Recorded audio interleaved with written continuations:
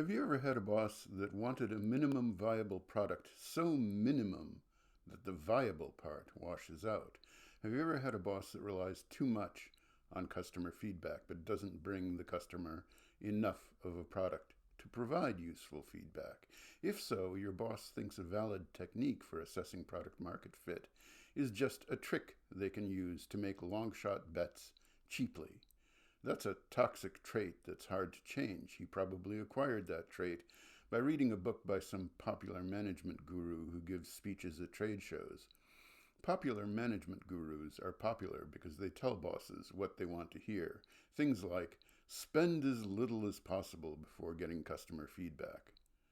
As little as possible would be zero, but they realize they can't quite do that. That's seductive, but that's the kind of seduction that can lead to a nasty rash. Let's list just a few ways grief and regret happen.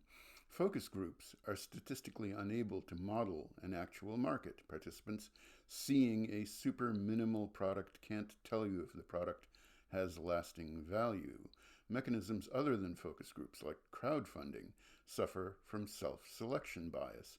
Even if your boss is patient enough to iterate on such an idea, testing a product too soon leads to unproductive iterations based on uninformative feedback, and it isn't possible to do valid competitive analysis on a super minimal mock-up of a product.